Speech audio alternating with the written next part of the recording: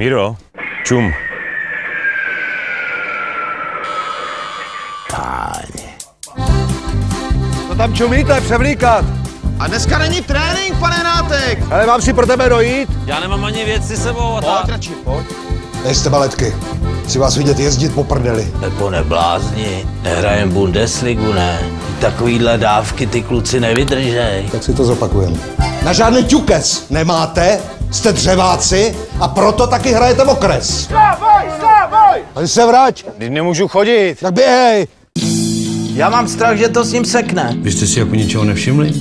Ulili jak sádiový ježek. A neulí. Nikdo se to nesmí dozvědět. Chlastal jak pil koplej. Nepije. Pan Nátek má srdce v pědeli. On je jako vážně nemocný.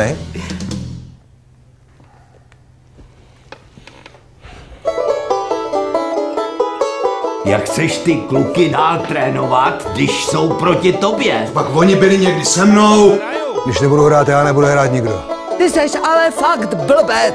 Budeš muset absolvovat psychologické testy. Pepíku, já myslím, že nemáš šanci. Příště.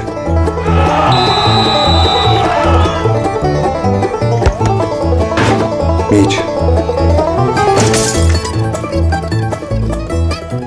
Slávě. Ne. Sigma Olomouc. Ty vole, Vlad. Jak je to vůbec možný? Teď je přece sobota. Máme zápas.